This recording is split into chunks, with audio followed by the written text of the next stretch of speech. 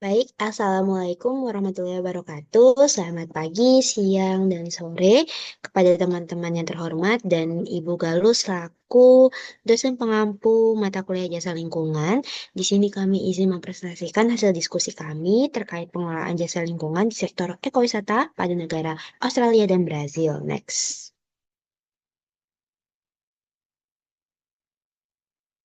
Berikut anggota kelompok kami, kelompok 8. Yang pertama ada Zahir Abdurrahman Al-Gifari dengan NIM M0822-085 dan saya sendiri Rahman Syamsi dengan NIM M0822-071. Next. Selanjutnya negara Australia.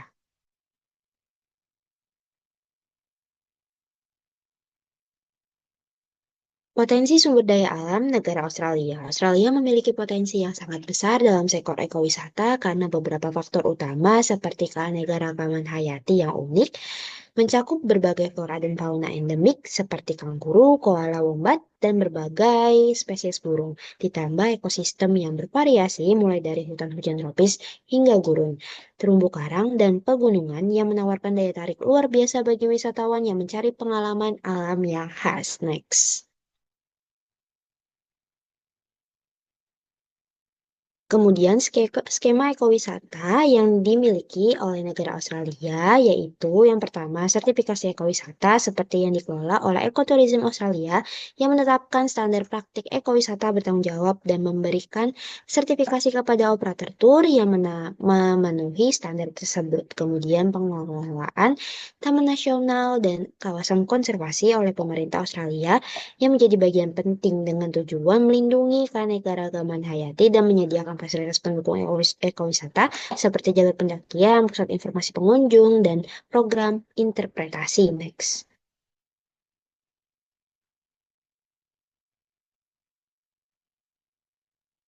Kemudian, kemitraan dengan masyarakat adat diakui sebagai hal yang cukup krusial, terutama di wilayah-wilayah yang memiliki nilai budaya dan ekologi signifikan bagi mereka, yang dapat terwujud melalui pengembangan usaha ekowisata milik masyarakat adat dan pertukaran pengetahuan budaya. Kemudian, kebijakan dan strategi pariwisata yang dikembangkan oleh pemerintah Australia menekankan keberlanjutan dan peran ekowisata dalam mencapai tujuan konservasi serta pembangunan ekonomi. Next. Kemudian stakeholder yang terkait pengelolaan ekowisata pada negara Australia melibatkan beberapa pihak. Pertama, pemerintah yang menetapkan kebijakan pengelolaan kawasan konservasi dan memberikan dukungan untuk mengembangkan ekowisata. Kemudian operator tur ekowisata, perusahaan dan individu yang menyediakan layanan ekowisata seperti tur berpemandu, akomodasi ramah lingkungan, dan kegiatan rekreasi alam. Kemudian masyarakat lokal, penduduk yang tinggal di dekat destinasi ekowisata yang dapat memperoleh manfaat ekonomi dari pariwisata dan berperan dalam konservasi. Kemudian masyarakat adat merupakan kelompok-kelompok aborigin dan Torres Strait Islander yang memiliki hubungan budaya dan tradisional yang kuat dengan banyak kawasan ekowisata. Kemudian organisasi konservasi, kelompok-kelompok yang bekerja untuk melindungi lingkungan dan mempromosikan praktik ekowisata yang bertanggung jawab. Kemudian wisatawan, individu yang memilih untuk melakukan perjalanan ekowisata dan diharapkan untuk menghormati lingkungan dan budaya setempat. Next.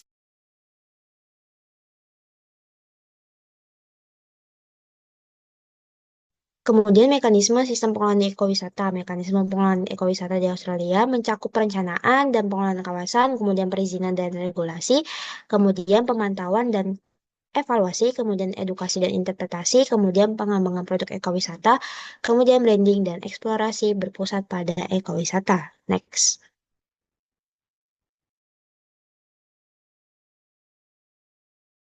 Selanjutnya kemudian ada bentuk pembayaran jasa lingkungan sektor ekowisata.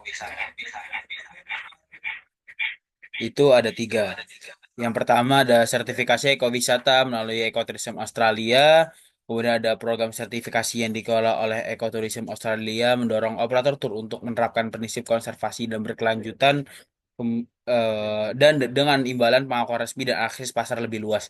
Kemudian ada pembayaran dari wisatawan juga membayar retribusi konservasi saat menguji kawasan lindung yang dikelola oleh negara bagian seperti Queensland dan New South Wales. Kemudian ada kemitraan masyarakat adat yang dimana keterlibatan masyarakat adat, misalnya komunitas aborigin dalam mengolah kawasan wisata berbasis budaya dan alam menjadi skema polahan jasa lingkungan berbasis lokal yang mendukung pelestarian nilai ekologi dan warisan budaya.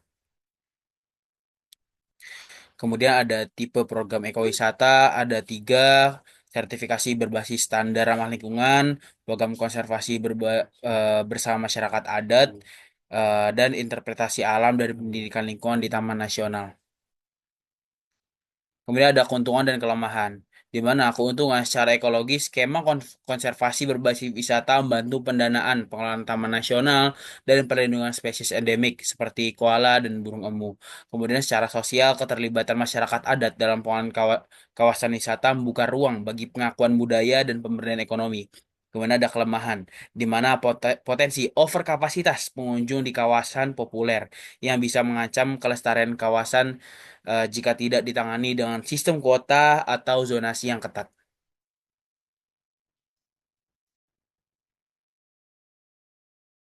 Selanjutnya, negara Brazil.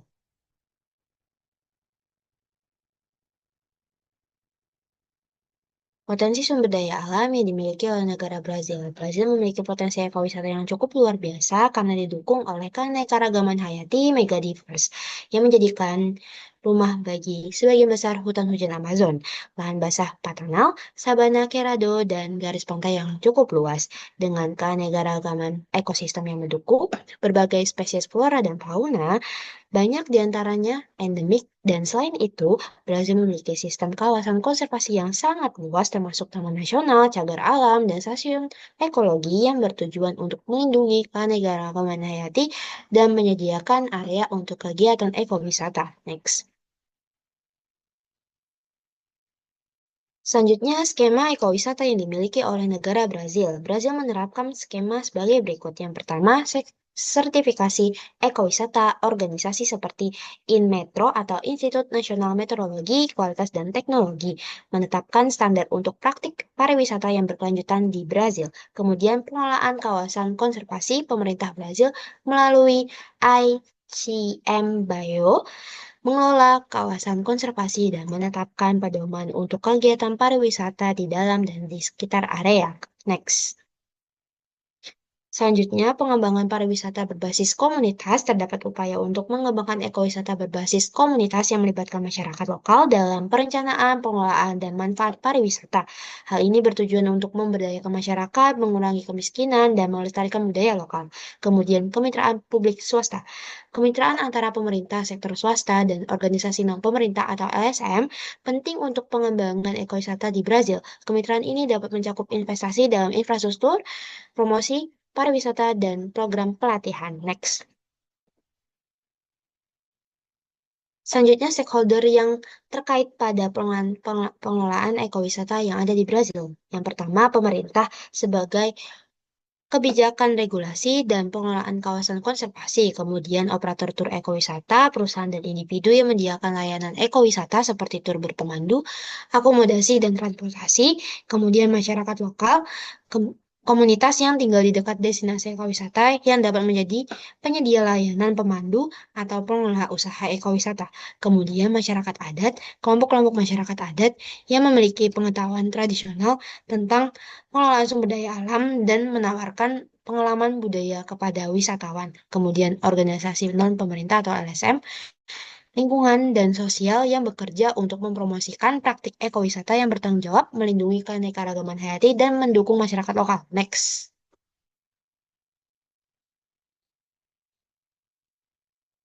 Mekanisme sistem pengelolaan ekowisata. Yang pertama, perencanaan tata ruang, kedua, regulasi dan perizinan, kemudian pemantauan dan evaluasi, kemudian edukasi masyarakat lokal dan adat, kemudian pelestarian keanekaragaman hayati dan pendanaan serta pengembangan fasilitator sektor ekowisata. Next.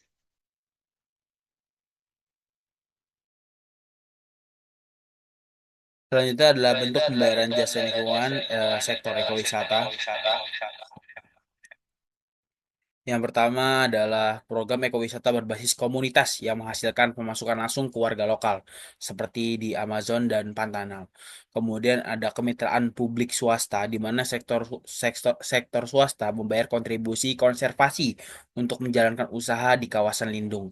Yang ketiga adalah peraturan ICM Bio dan sertifikasi dari Inmetro mendukung sistem pengelolaan jasa lingkungan berbasis legalitas.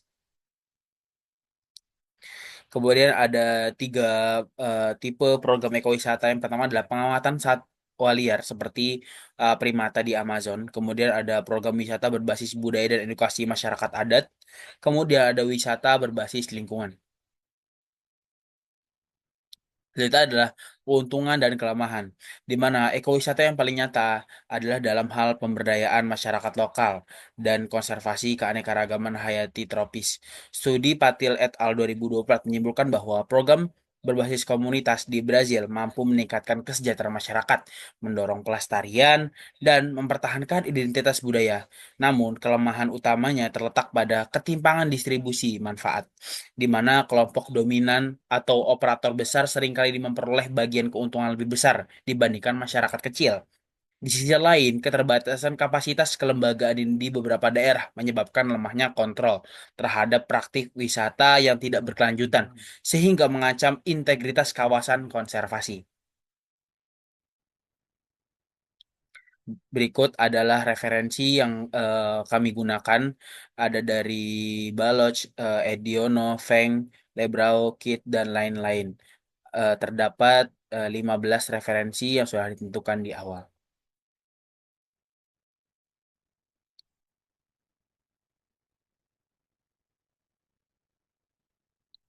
Terima kasih. Mohon maaf apabila ada kesalahan. Kurang lebih mohon maaf. Dari kelompok 8. Wassalamualaikum warahmatullahi wabarakatuh.